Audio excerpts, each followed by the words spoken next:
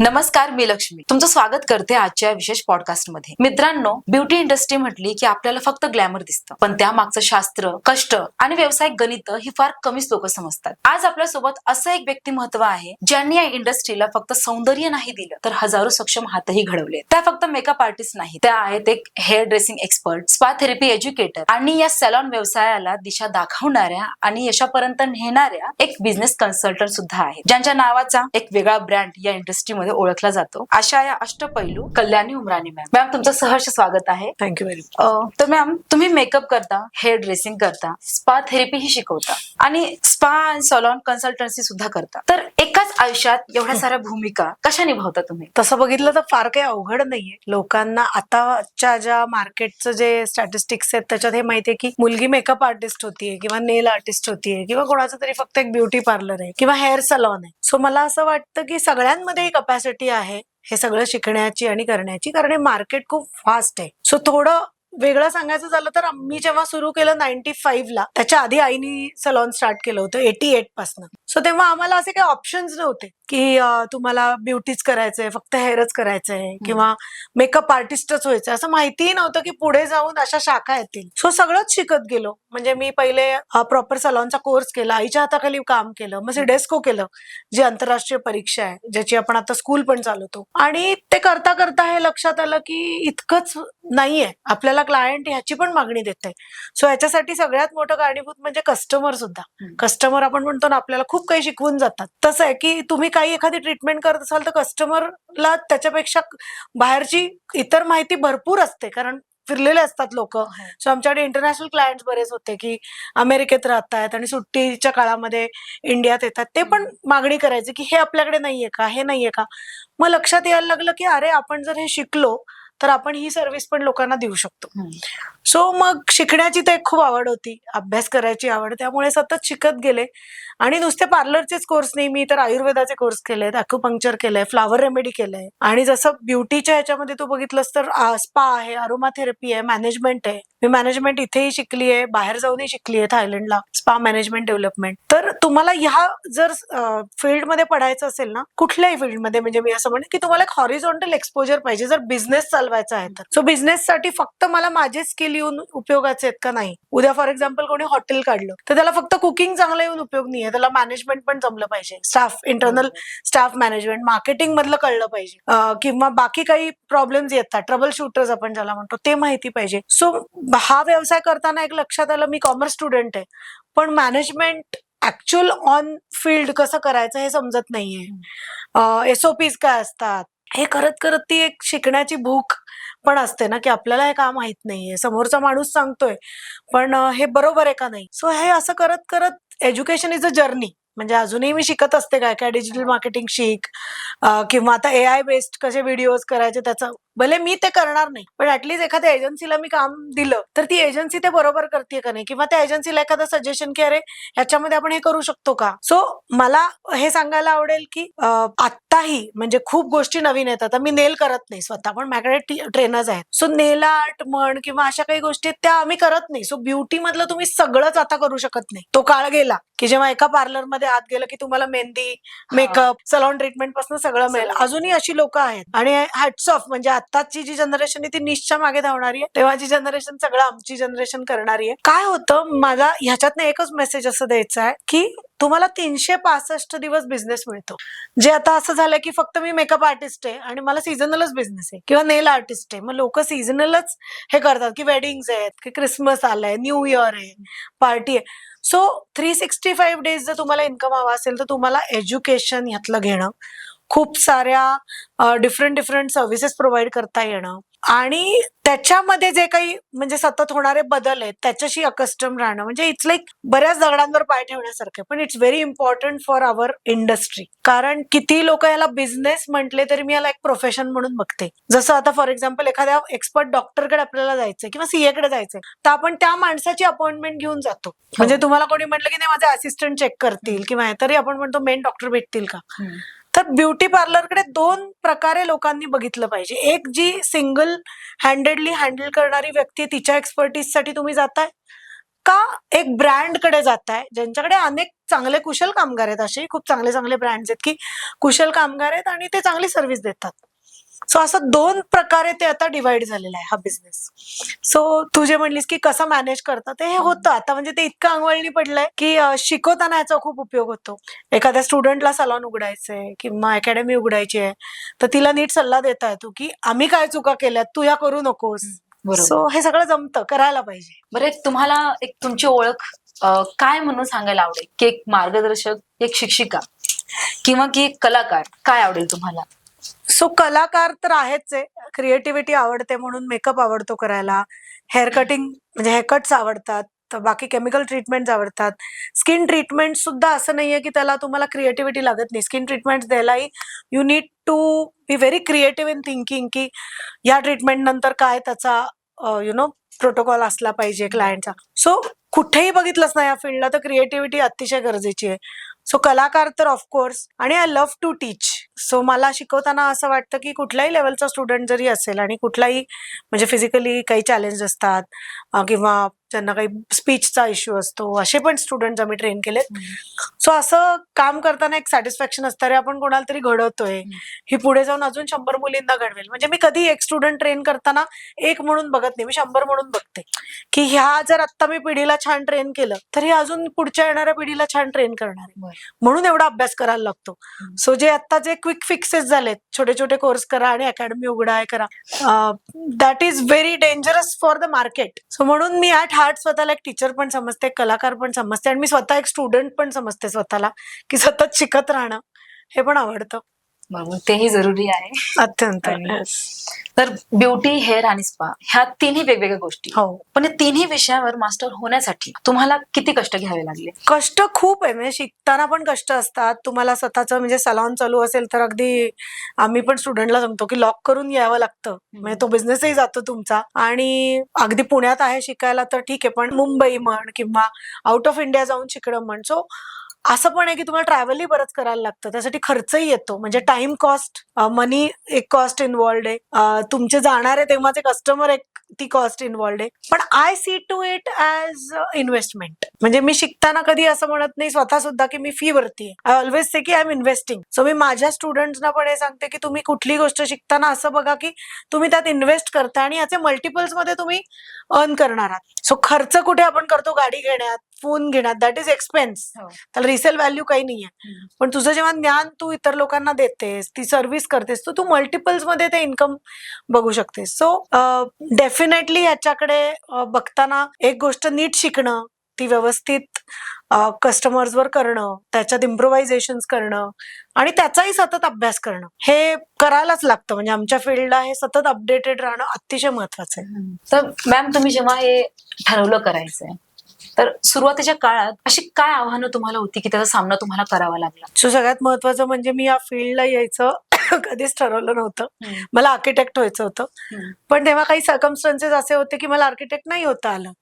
So आईचं salon चालू होतं, सो आईने मला सांगितलं की याच्यात इंटरनॅशनल डिग्री प्रोग्राम्स आहेत, ह्याला तुला चांगलं म्हणजे पुढे फील्ड बरंच आहे. मला माहितीही नव्हतं तेव्हा, कारण 88 to 95 मध्ये काही खूप असं मोठा काही बदल या फील्डमध्ये नव्हता. सो आमची जनरेशन आईचं वडिलांचं ऐकणारी होती. सो ऐकलं आणि पहिल्या कोर्सेस केल्या, आणि मग नंतर लक्षात आलं की अरे याच्यात इंटरनॅशनल एक्सपोजर पण खूप आहे. मग आवड निर्माण होत गेली. आई बरोबरच मी खूप वर्ष काम केलं. आता आई करत नाही जास्त, कारण शी इज ऑलमोस्ट 73-74. पण जवळजवळ 2003 माझा मुलगा होईपर्यंत तरी आई बरोबर होती काम करताना. सो सतत त्या जुन्या मंडळींकडनं शिकणं, एक एक्सपिरियन्स, ते पण मला एक खूप थँकफुली चांगलं मिळालं. चांगले टीचर्स मिळाले या फील्डमध्ये. आणि अडचणी तेव्हा काय आल्या म्हणजे फ्युचर कोणी फार सांगणारं नव्हतं, गुगल नव्हतं की या फील्ड तुम्ही करताय पण अजून काय फ्युचरिस्टिक ट्रीटमेंट येऊ शकतात, एवढी गॅजेट्स येतील, पुढे कोरियन ट्रीटमेंट येईल. तर या कोरियन ट्रीटमेंट ज्या आपण आता करतोय ह्या खूप पूर्वीपासून साऊथ कोरिया आणि इकडे आहेत, आपल्या इथे उशिरा आल्या. सो तेव्हा असं विजन कोणी दिलं नाही, जे आत्ताच्या मुलांना खूप आहे, because you have so much of exposure. तुम्हाला माहितीये 5-10 years down the line AI based skin analysers हे आता सुरू झालेत मार्केटमध्ये येणं, पण that's going to be like a in thing within coming few years. आमच्या वेळेला एक जस्ट हेअरकट सॉफ्टवेअर आलं होतं, मला आठवतंय, की ज्याच्यात ते कट तुमच्या फेसला फिट नाही झाले तरी people use to come and check that. So सांगायचं मेन म्हणजे टेक्नॉलॉजी एवढी ऍडव्हान्स नव्हती, त्यामुळे काही कळायचं नाही. पण एक आहे की काही कळायचं नाही म्हणून वी नेव्हर लॉस्ट किंवा आम्हाला बोर होतंय. सतत शिकत राहणं, म्हणजे जे मी आत्ताच्या स्टुडंटना पण सांगते की don't look at the destination. मी गुगल मॅप्सचं काय मग उदाहरण देते की मला मुंबईला पोहोचायचंय, तर मी आत्तापासूनच सारखं मग हायवे का नाही आला, मग ठाणे का नाही आलं, मग हे का नाही आलं असं जर म्हणत बसले, त्याच्यापेक्षा मी नेक्स्ट रोडवरती जर फोकस केलं की इथनं मला आधी एक्सप्रेस हायवे गाठायचा आहे, मग पहिला टोल नाका, मग पुढे, असं जर तुम्ही या जर्नीकडे बघितलं ना, तर तुम्ही खूप लॉंग वे जाऊ शकता. थोडंसं काही लोकांचं काय होतं, ते jump to the final destination. म्हणजे जेव्हा आमच्याकडे एन्क्वायरीला पण येतात, तेव्हा आम्हाला तुमच्यासारखं मोठं अकॅडमी टाकायची, मोठं सलॉन टाकायचे, हे एका दिवसात नाही झालेलं. बरोबर. सो आम्ही पण छोट्या छोट्या अडचणी, म्हणजे अगदी छोट्या छोट्या सलॉन्स पासून सुरू करून मग वेगवेगळ्या ठिकाणी स्टार्ट करून परत बंद करून हे अनुभव घेत घेतच शिकलोय. म्हणजे आपण म्हणतो ना, fail fast, fail quickly, learn fast. So तसं आहे की तुम्ही जितकं पटकन फेल व्हाल ना, तितकं पटकन शिकता. सो अनुभव घेण्यासाठी जॉब करणं, नवीन काहीतरी व्हेंचर सुरू करणं, नाही प्रॉफिटेबल आहे ते वेळेत बंद करणं, फार इमोशनली त्यातनं अडकणं, हे सगळे शिकण्याचीच प्रोसेस आहे. आणि तू ह्याला अडचणी म्हण, हर्डल्स म्हण, चॅलेंजेस म्हण, लर्निंग प्रोसेस म्हण, काही म्हणू शकतेस. So it is hand in hand. So अडचणी आल्याच पाहिजेत. The more you will face challenges, the more you will succeed. बरोबर. अडचणींमधूनच आपण शिकतो. येस. तर मॅम, एक क्वेश्चन असा आहे की भरपूर मुली आहेत, चांगल्या शिकलेल्या आहेत, त्यांनी ब्युटी इंडस्ट्रीमध्ये छान त्यांची कौशल पण निर्माण केली आहेत, पण त्यांना लवकर जॉब नाही लागत त्याच्यामध्ये, किंवा अजूनही काही सलॉन असे आहेत की त्यांना कमतरता असते की जॉबला नाहीये कोणी, किंवा अजून मिळत नाहीये, आणि आले तरी लवकर सोडून जात आहेत. मग या मागची मुख्य कारण काय? So it's a big mismatch of the industry, की चांगला सलॉन आहे, रेडी टू पे, बट चांगला स्टाफ मेंबर अवेलेबल नाही, किंवा चांगली एक थेरपिस्ट आहे आणि तिला चांगला जॉब मिळत. आपण सगळ्यात आधी ना चांगलं याला डिफाईन करूयात, की जेव्हा मुलगी, ती ब्युटिशियन किंवा तो हेअर ड्रेसर, जो मुलगा काम करणार आहे, तो जेव्हा म्हणतो की मी चांगलं काम करणार आहे, so what do you mean by चांगलं? तर मार्केट स्टँडर्ड्स ना, आणि मार्केटला जे पाहिजे ते तुला येतंय का, हा सगळ्यात मोठा क्वेश्चन मार्क तुम्हाला ऍड्रेस करता आला पाहिजे. सो सध्या काय झालंय, कोणी उठसूट सलॉनचे कोर्सेस सुरू करते, मेकअप कोर्सेस सुरू करते मार्केटमध्ये, एखाद्या सलॉनमध्ये. सो आमचा सिलेबस आम्ही कसा डिझाईन केलाय सांगते, की एखाद्या सलॉनमध्ये तू जॉबला गेलीस किंवा तुला स्वतःचं सलॉन सुरू करायचंय, तर what is going to be your menu card. So त्या मेन्यू कार्डला ज्या ट्रीटमेंट्स आहेत त्या तुला ऍज अ थेरपिस्ट किंवा ऍज अ सलॉन ओनर येत आहेत का, हा पहिला प्रश्न सगळ्यांनी विचारला पाहिजे. नाहीतर काय होतं, ट्रेंड कॉपिंग खूप चाललंय. म्हणजे आता आपण बघितलं इन्स्टावर वगैरे, तर नुसती makeup reels, waterproof makeup, HD makeup, एकदम छान, तुम्ही हे सगळं शिका, उत्तम टीचर्स पण आहेत, पण तुझ्या आजूबाजूचं जे मार्केट आहे, तुझे कॉन्टॅक्ट, तुझं नेटवर्क, शेवटी ते तुझं पहिलं मार्केट आहे ना. बरोबर. जरी तुम्हाला इंस्टाग्राम, फेसबुकवर असं दाखवलं गेलं की ह्यूज मार्केट आहे आणि इतका पैसा आहे, तरी it never starts like that. तुम्हाला प्रत्येक कस्टमर कमवणं, प्रत्येक कस्टमर मिळणं, हे पण एक मार्केट डिग करणं आहे, म्हणजे to search for a customer and to convert that. So तुझं जे इमिजिएट कस्टमर आहे ते तेवढं हाय पेईंग आहे का? भले तू सलॉन सुरू कर किंवा तू स्टुडिओ स्टार्ट कर, कुठल्याही याला सगळीकडे सध्या हा इश्यू आहेच आहे की स्किल्ड लेबर मिळणं, मिळाले तर टिकणं. आणि ती जी सलॉन ओनर असते, तिला पण एक इंटरव्ह्यू घेण्याचं कौशल्य पाहिजे, तिला तिचा जॉब रोल माहिती पाहिजे, की माझ्याकडे जरी मुलगी जॉबला आली तर हा जॉब रोल आहे आणि तिला हे आलंच पाहिजे. कधी कधी काय होतं, इंटरव्ह्यू मध्ये पण खूप मोठा मिसमॅच असतो, की अगं बेसिक कोर्स झालाय ना म्हणजे तुला हे आलंच पाहिजे, अगं तुझं ऍडव्हान्स झालंय ना म्हणजे तुला हे आलंच पाहिजे. काय आहे, ब्युटी फील्ड आहे ना, स्टँडर्डायझेशन ऑफ सिलेबसच नाहीये. जो तो उठसूट स्वतःला पाहिजे ते शिकवतोय. There is no governing body who is telling you की first year, second year, third year इतकं तुम्ही शिकवलं पाहिजे. आणि सगळ्यात महत्वाचं म्हणजे काय आहे, it's not a organise sector. Even तुमची हॉटेल इंडस्ट्री पण एक ऑर्गनाइज सेक्टर आहे. लोकांना माहिती आहे की there is a curriculum for hotel management. So there is no fixed curriculum ब्युटीला. त्याच्याने काय होतं, त्या ब्युटिशियन्सच्या रिक्वायरमेंट, त्या मुलीला येणारे स्किल्स हे जर मॅच नाही झाले तर पीपल विल कीप कंप्लेनिंग की आय डोंट हॅव दिस. म्हणजे माझ्याकडे याचे लोकच मिळत नाहीत काम करायला, किंवा आजकाल चांगला स्टाफच मिळत नाही. तर मला वाटतं प्रत्येकाने डिफाईन केलं पाहिजे की मला हे स्किल्स येतात, मला या टाईपचं सलॉन पाहिजे.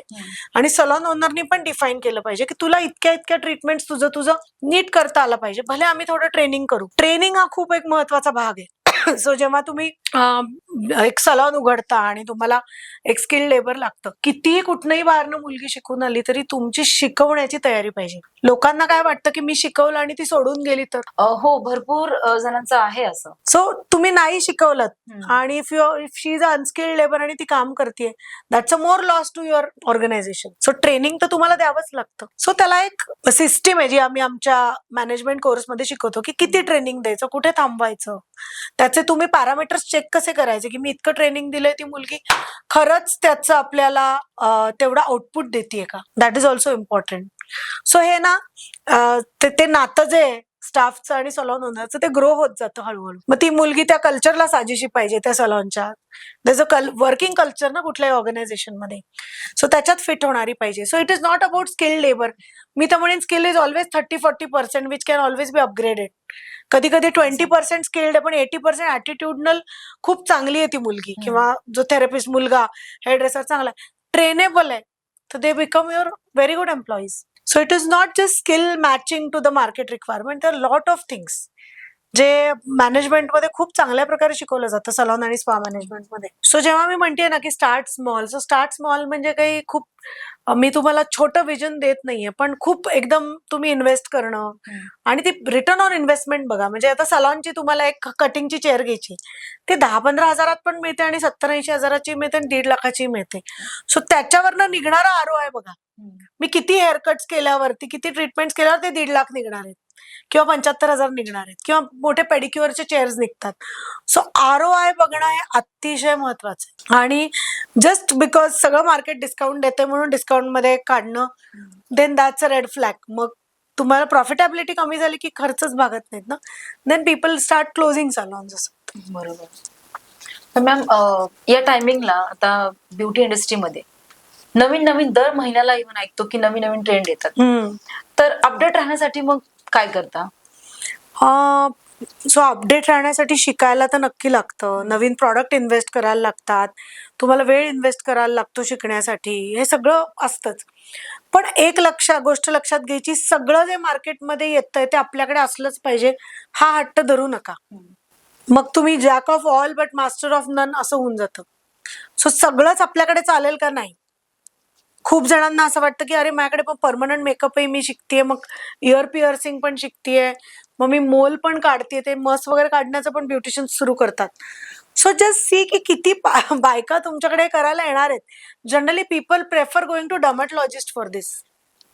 सो मला त्या लोकांना सांगण्याचा एकच असतो की हे तुम्ही सगळं इतकं पण ऍडव्हान्स शिकू नका की लोकांना असं वाटेल की अरे नाही ही कशी काय, ही तर साधं घरगुती पार्लर चालवते, किंवा हिचा इतका छोटा सेटअप आहे, let me go to the doctor. So जरा तुमच्या आजूबाजूचं मार्केट बघून हे प्रत्येकाने ठरवलं पाहिजे. सो अपडेट राहणं महत्वाचं आहे. तुम्ही शिका, ते खूप इन्व्हेस्ट करू नका असं माझं म्हणणं आहे.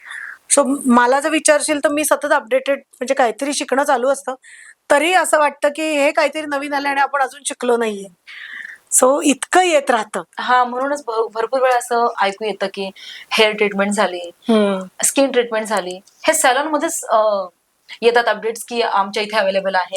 म्हणजे डॉक्टरांच्या गोष्टी आहेत त्या सॅलॉन मध्ये ऐकू येतात की अवेलेबल आहे. सो एक मला ऑडियन्सना सांगायला आवडेल की कुठली स्किन कट करून आत जाणारी वस्तू आहे, कुठलंही प्रॉडक्ट, म्हणजे ते बोटॉक्स असू दे, फिलर्स असू दे, किंवा रक्त येण्याच्या प्रक्रियेचे जे काही ट्रीटमेंट्स आहेत, ते ब्युटिशियन्सना, म्हणजे इन व्हेरी लेमन्स लँग्वेज जे पार्लर्स चालवतात, एस्थेटिशियन्स आहेत, त्यांना अलाउड नाहीये. कॉस्मेटॉलॉजिस्ट या गोड गोंडस नावाखाली अलाउड नाहीयेत.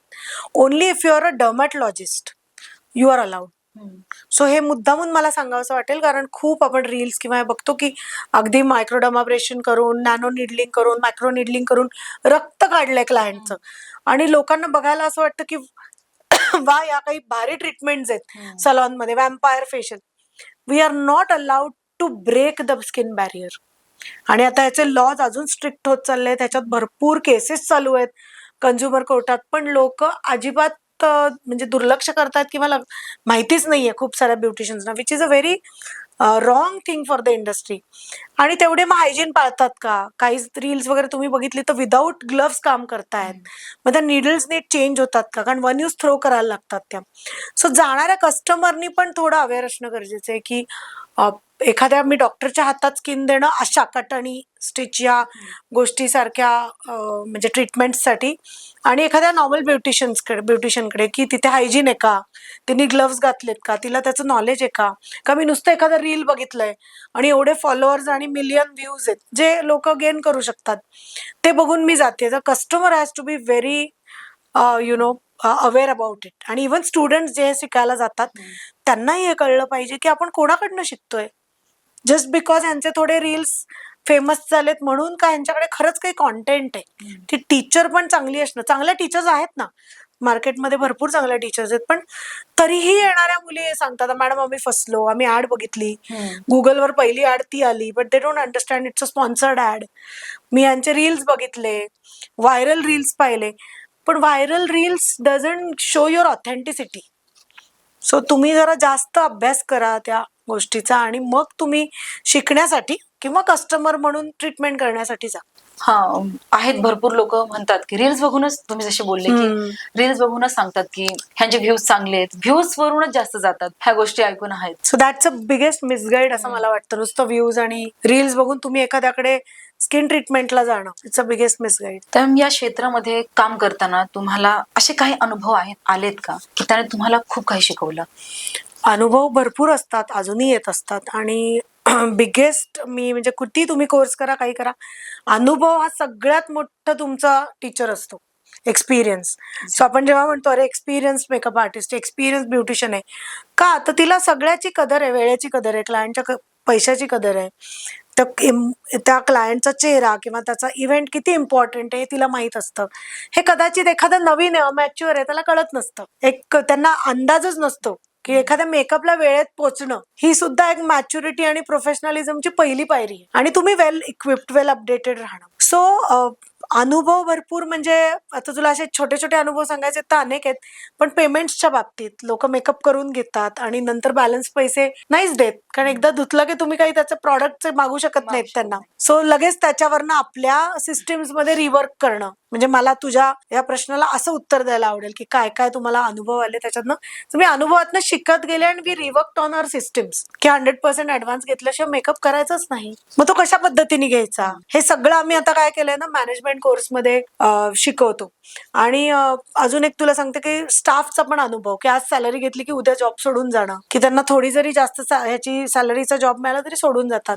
तर त्याच्यासाठी काही डिपॉझिट्स ठेवणं सॅलरी मधनं, या अशा अनेक गोष्टी आम्ही अनुभवातनं शिकलो आणि अनुभवातनच त्या आम्ही लगेचच इम्प्लिमेंट केल्या. सो मला एक सांगायला आवडेल की जर तुम्हाला तो एक्सपिरियन्स आला आणि लगेच तुम्ही असं डिसिजन घेतलं नाही चांगलं वागूनच उपयोग नाही, मार्केट असंच आहे, कस्टमर असेच असतात, पैसेच बुडवतात, स्टाफ असंच होतात, तर don't go in to that immature emotional decision. तुम्हाला एक मॅच्युअर्ड रॅशनल डिसिजन घ्यावा लागतो की ओके, असा जर स्टाफ करत असेल की 5 सॅलरी घेतली आणि उद्या जॉब सोडला तर काय करतं, मोठे सलॉन्स कसे चालतात ज्यांच्याकडे 5-5, 10-10 वर्ष स्टाफ टिकतो. You should learn that. असे कस्टमर जर माझे पैसे देत नाहीयेत, पैसे बुडवतात, किंवा लोकांना ना सलॉन जेव्हा सुरू करतात तेव्हा त्या घर मालकाशी कॉन्ट्रॅक्ट करताना पण अनुभव येतात असे की 11 महिन्यांचा करार करतात आणि 11 महिन्यांनी सोडा सांगतात. अशा किती स्टुडंट आहेत आमच्या. सो अगदी तो पण अनुभवामध्येच घ्यायचा. अनुभव म्हणजे काय फक्त कस्टमर चांगला वाईट, स्टाफ चांगला वाईट अनुभव नसतो. बिझनेस करण्याचा पण एक खूप मोठा अनुभव असतो, टॅक्सेशनचा असतो, वेळेत टॅक्स नाही भरला तर. सो प्रत्येक अनुभव मला वाटतं काहीतरी शिकवून जातो तुम्हाला. So it is a learning journey. आणि जर तुम्हाला खूप अनुभव न घेता मला चांगल्या रीतीने सलॉन सुरू करायचं, मग एज्युकेशन, मग तुम्ही मॅनेजमेंटचे कोर्सेस करा, चांगल्या ठिकाणी सलॉनचे कोर्सेस करा. मग काय होतं, तुमचा जो एक्सपिरियन्स मध्ये जो पैसा जाणार असतो, कारण शेवटी it's waste of money, time आणि पीस ऑफ माइंड, तो तुमचा भरून निघतो. आणि मग आपल्याला माहित असतं की हा प्रॉब्लेम येणार आहे ना, तर याला असं ऍड्रेस केलं पाहिजे.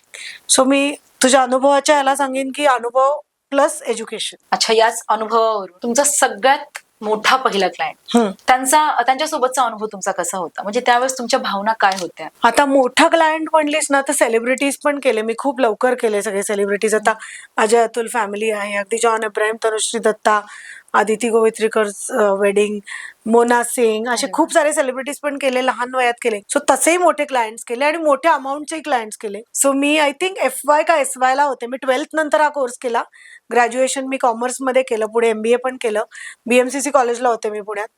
आणि कॉलेजमधलाच माझा एक फ्रेंड होता, त्याच्या घरीच लग्न होतं. It was a Marwari family आणि 3 दिवस रेसिडेन्सी क्लबला खूप मोठं वेडिंग झालं. आणि आय वॉज अलोन वर्किंग, म्हणजे माझ्याकडे स्टाफ नव्हता किंवा काही हाताखाली कोण टीम नव्हती.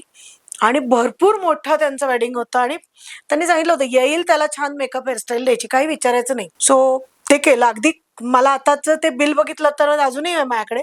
इतकी कमी कॉस्ट मध्ये ते सगळं काम केलंय. पण त्या काळात म्हणजे मी तुला सांगू 97-98 ला 22 का 23,000 रुपये बिलिंग झालं होतं. सो तो पण एक मोठा क्लायंटचा अनुभव. आणि असे मग खूप आहेत. जसे जसे तुम्ही मोठे क्लायंट्स करता तसे अनुभव पण छान येतात. सेलिब्रिटीजचे अनुभव खूप छान छान आहेत. So we are still very good connected with Ajay Atul family. आणि त्यातनंच ओळखीतनंच तुम्हाला आणि चांगला रॅपो बिल्ड केल्यावर छान तुमचं एक तू म्हणलीस ब्रँड आणि तुमचं customer retention. So it's the journey. बरं, एक क्वेश्चन आता की कल्याणी उमराणी हे नाव ब्रँड कसं बनलं, म्हणजे त्यामागचं गुपित काय आहे? ॲज आय सेड, तुमचं मला असं कायम वाटतं brand is not a one day काहीतरी टेक. तुम्ही काहीतरी खाल्लं आणि जादूची कांडी फिरवली की ब्रँड बनतो. Brand is a consistent journey. So तुम्हाला कन्सिस्टंटली त्यामागे काम करायला लागतं. इट इज नॉट की आता आम्ही खूप मोठ्या ठिकाणी सलॉन सुरू केलं आणि माझ्या सगळ्या स्टाफनी एकसारखे ड्रेस घातले आणि आम्ही लोगो डिझाईन केला आणि मग आमच्या टॉवेल पासून पायपुसण्यापर्यंत सगळ्यावर लोगो आहे, that's brand. No, I teach this in my class also, branding मार्केटिंगच्या. Branding marketing starts with what you post on your आत्ताचं Insta, Facebook, even your WhatsApp status. What are you representing? तुम्ही तुमची industry represent करता आणि तुम्ही तुमची personality represent करता. Do you care for the market? Then are you humble enough to service the client? Because ही industry अशी आहे की तुम्हाला खूप एक पोलाइटनेस असला पाहिजे, खूप ह्युमिलिटी असली पाहिजे, कारण you are serving the customer.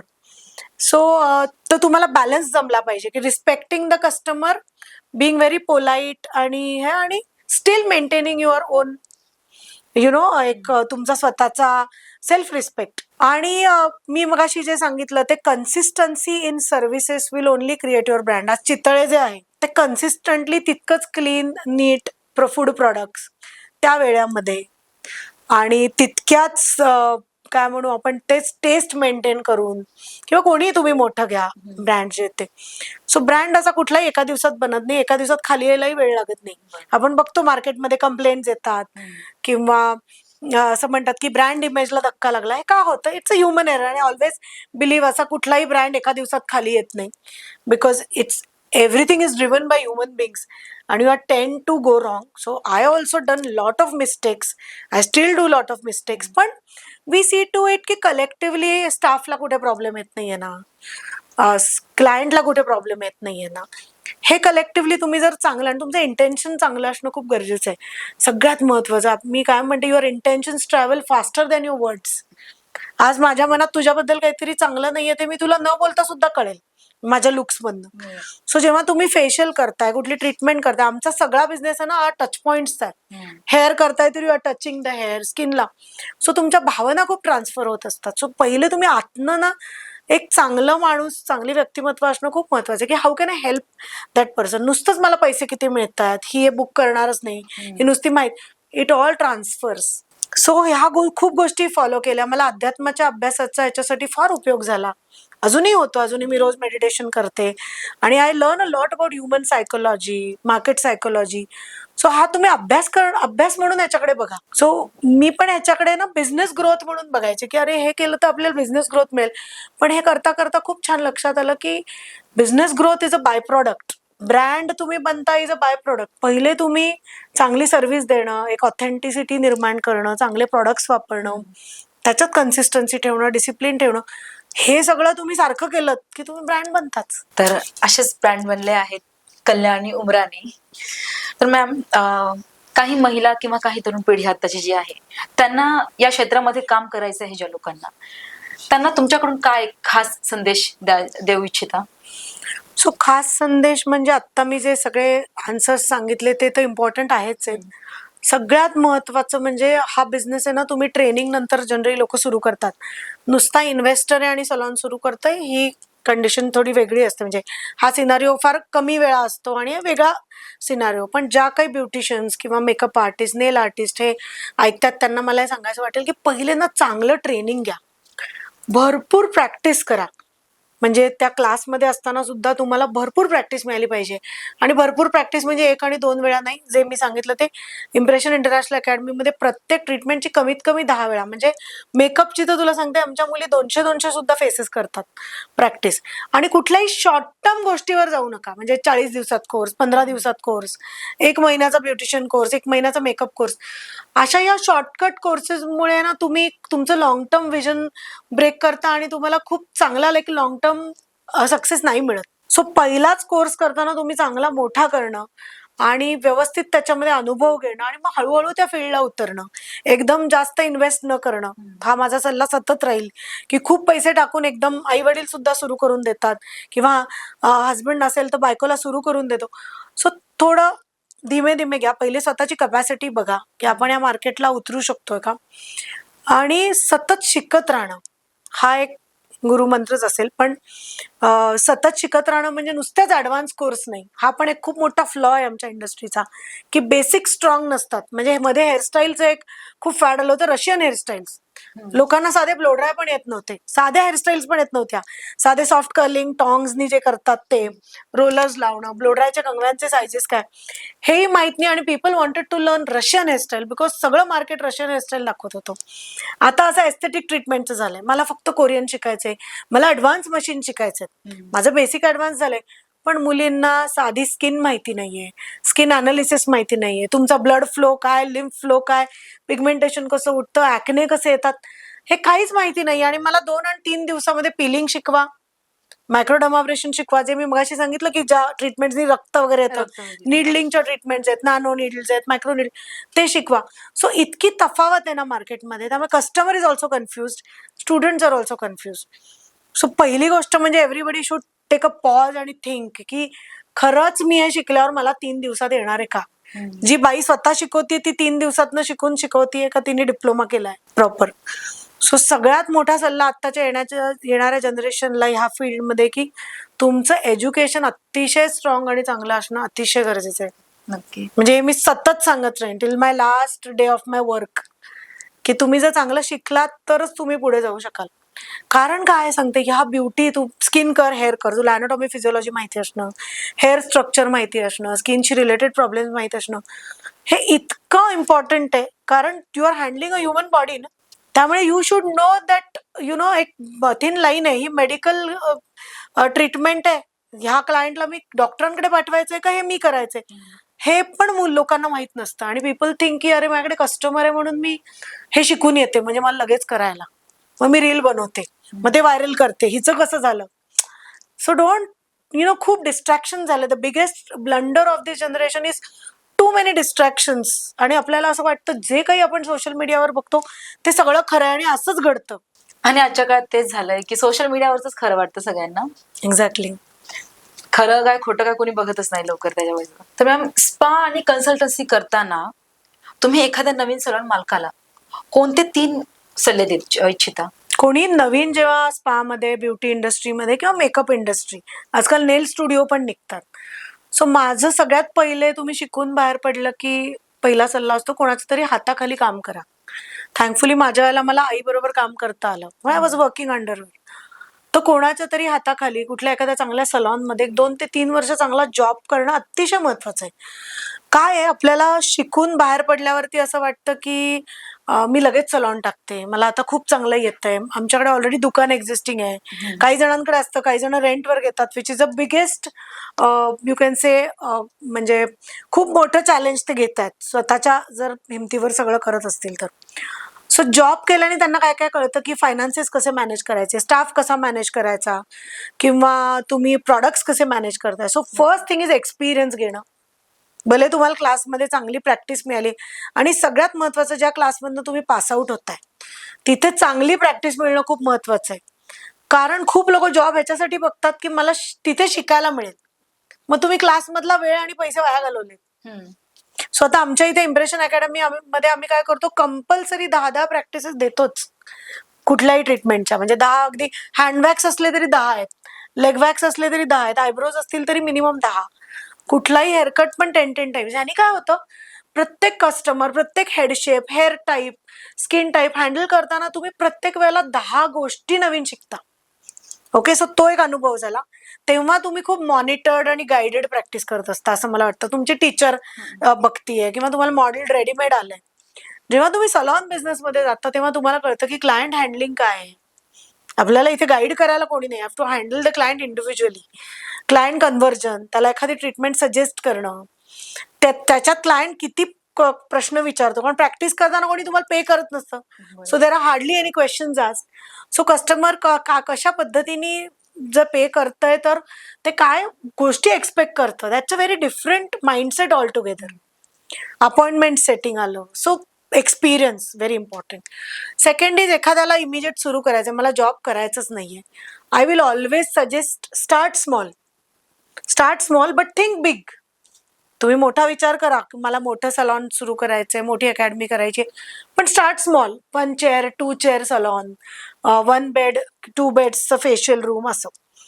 त्याच्यातनं चांगला बिझनेस मिळाला, थोडं थोडं स्टेप बाय स्टेप तुम्ही वाढवा. एकदम तुम्ही मोठं काहीतरी टाकून बसलात की काय होतं, ते जे एक्सपेन्सेस आहेत ना ते थांबत नाहीत. कस्टमर येऊ नाही येऊ. सो तुमचे रेंट, सॅलरीज, बाकी एक्सपेन्सेस, मार्केटिंग कॉस्ट ही सगळी चालू राहते आणि तेवढं कस्टमर नाही आलं तर मग आपण बघतो 5-6 महिन्यात ते बंद पडतं. So always start small. Then you have to have discipline. मग तुम्हाला सलॉनचं टायमिंग तुम्ही 9-10 वाजता जर दिलंय तर you have to open it at that time. You can't say की आज मला मैत्रिणींबरोबर फिरायला जायचंय, मला अजून काहीतरी दुसरं. You should have a proxy over there. म्हणजे आता मी सुद्धा जर बाहेर पडत असेल तर माझी टीम आहे तिथे. You can lock it and go out. तुमच्यासारखंच इक्विव्हॅलंट काम करणार तिथे कोणीतरी पाहिजे. सो डिसिप्लिन पाहिजे ही तुमच्या टीमला आणि खूप कन्सिस्टन्सी या बिझनेसला. सो या 3 सल्ल्यांमध्ये मी जे म्हटलं, स्टार्ट स्मॉल, थिंक बिग, एक एक्सपिरियन्स वी ॲडेड, आणि सेकंडली डिसिप्लिन असणं, आणि third most important thing is consistency. आज माझ्याकडे कस्टमर नाही, हा महिना खूप माझा स्लो गेलाय, 2 महिने कमी बिझनेस आहे म्हणून लगेच बंद केलंय, शिफ्ट ओव्हर केलंय. Don't do that. Keep consistently marketing your salon. वेगवेगळ्या लोकांना भेटा, वेगवेगळ्या फोरम्समध्ये जा आणि तज्ज्ञांना विचारा ना जरा, मार्केटिंग एक्सपर्ट्स. आता तर खूप चांगलं आहे की Instagram, Facebook, LinkedIn is your biggest marketing platform. So ते शिका.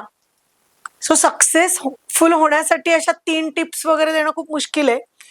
मी जे म्हटलं तसं की पुढच्या स्टेपला मला जर सक्सेस हवाय तर मला ते माहिती असणं खूप महत्वाचं आहे. म्हणजे हीच काही काही मुख्य कारणं आहेत की Absolutely. ज्यामुळे सलॉन तर चालू होतात पण काही महिन्यामध्ये बंदही होतात. करेक्ट. कारण कन्सिस्टन्सी नाही. So any business you should at least give 3 to 4 years. म्हणजे आपण म्हणतो ना 3000 days तुम्ही ते रन करा.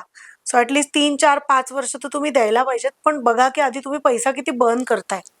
खूप जण सलॉन, वाईट वाटतं की एवढं सगळं इंटिरियर्स करतात लोक. म्हणजे आमच्याही स्टुडंट्स कोविडच्या काळात असं झालं की खूप जणांचं नुकसान झालं की सलॉन्स टाकले, खूप भारी भारी इंटिरियर्स केलं.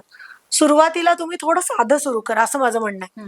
तुम्हाला पण त्यातली किती अनुभव येतोय, किती तुमचा हात चांगला आहे, तुम्हाला कस्टमर किती रिटेन करता येतंय, किती कस्टमर तुमच्याकडे पुन्हा पुन्हा येत आहे, तो एरिया काय, लोकॅलिटी काय.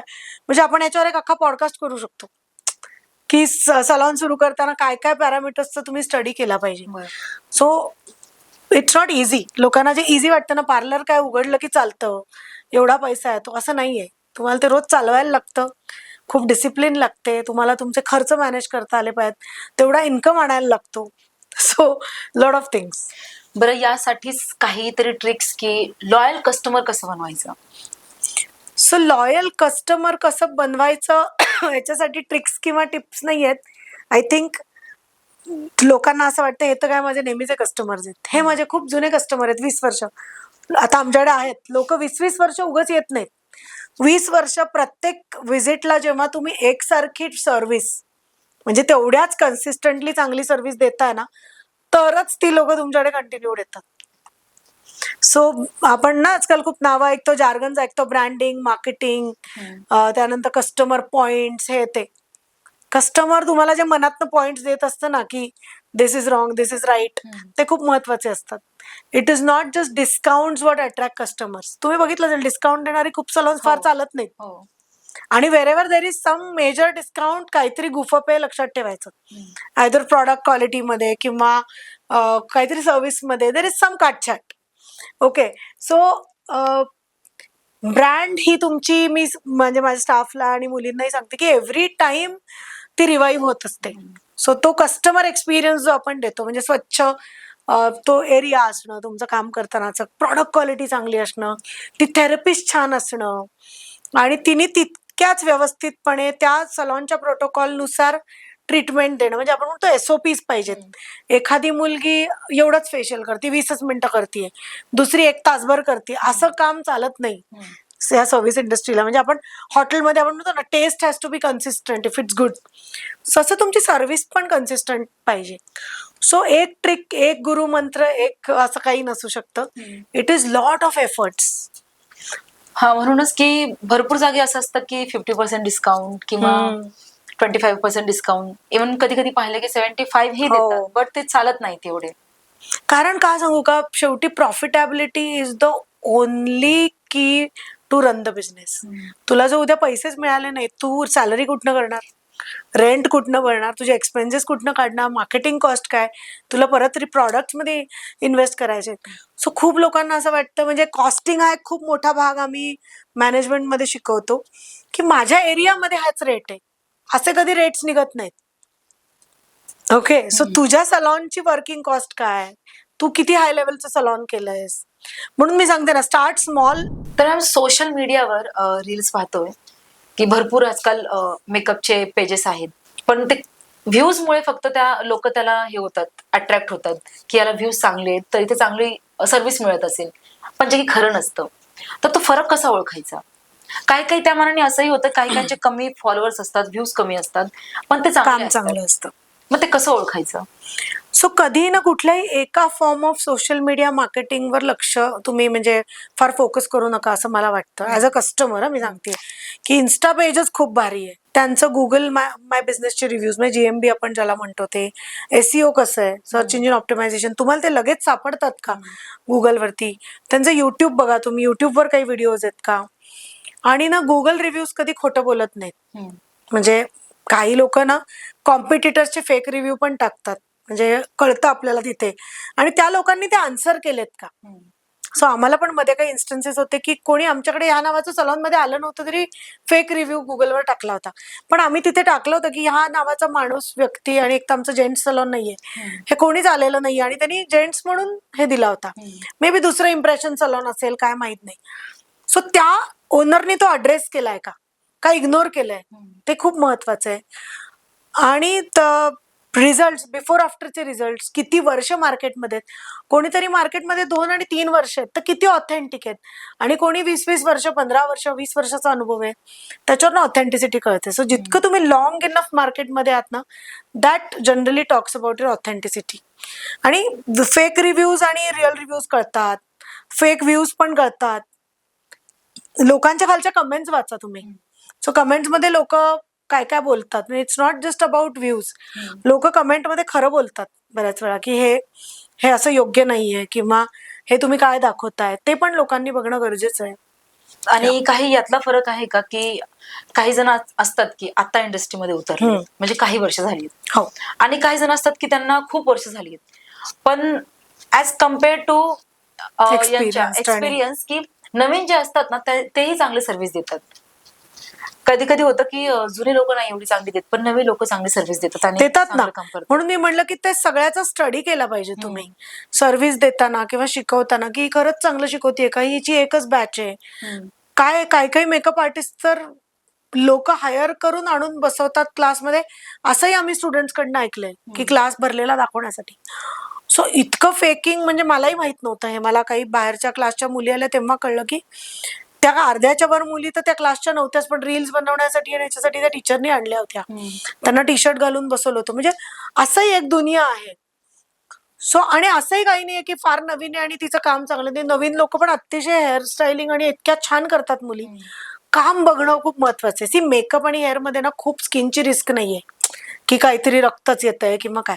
जिथे तुम्हाला या ट्रीटमेंट्स करायच्या तिथे तुम्हाला खूप लक्ष देऊन जाणं महत्वाचं आहे की हायजीन कसं आहे, किंवा शिकायला जात आहे तिथे की खरंच मला तेवढी प्रॅक्टिस मिळेल का, खरंच शिकवतील का. टीचर्स सतत बदलत नाहीयेत ना, सिलेबस एक त्यांनी व्यवस्थित दिलाय ना. मेकअप मध्ये तुम्हाला काय बघायला लागेल, हायजीन चांगलं आहे ना, युज्ड ब्रशेस तर वापरत नाहीये ना, क्लीन आहे ना त्या मेकअप आर्टिस्टचं काम, हेअर करताना सुद्धा की खराब स्प्रे नाही आहेत ना, म्हणजे ह्याच्यानंतर काही हेअर स्पॉइल होत आहेत, डॅमेज होत आहेत असं तर होत नाहीये ना. सो जरा थोडंसं रिव्ह्यू पण घ्या, एक दोन लोकांशी बोला पण. आणि मी तुला सांगू, कितीही डिजिटल मीडिया आणि आलं ना, आत्ताही आमच्याकडे वर्ड ऑफ माउथनी इतके क्लायंट्स आहेत की क्लायंटच रेफर करतात, अरे आमच्या लग्नामध्ये ह्या टीमनी मेकअप केला होता, तुम्ही अगदी निश्चिंतपणे या. सो त्याच्यातनं जे भरपूर कस्टमर्स तुमचं जे माउथ पब्लिसिटीने बिल्ड होतं ना, ते I don't know social media किती टेक ओव्हर करेल. Social media is good to spread the word, पण शेवटी लोक तुमचा अनुभवच शेअर करत असतात सतत. तर धन्यवाद मॅडम, तुमचं व्हॅल्युएबल टाइम तुम्ही आम्हाला इथे दिला आणि इथे आलेत आणि तुम्ही ब्युटी इंडस्ट्रीचा भरपूर जे लोकांना माहिती नाहीये त्या गोष्टी उलगडा केला, याबद्दल तुमचे मनपूर्वक धन्यवाद. धन्यवाद. आजच्या या सविस्तर चर्चेतून आपल्याला स्पष्ट झालं की ब्युटी इंडस्ट्री हे फक्त वरवरचं सौंदर्य नाही, तर सखोल शास्त्र आणि व्यवस्थापन कौशल्य आहे. कल्याणी मॅम यांचं एज्युकेशन, एथिक्स आणि एम्पॉवरमेंट या त्रिसूत्रीवर असलेला विश्वास खरोखरच कौतुकास्पद आहे.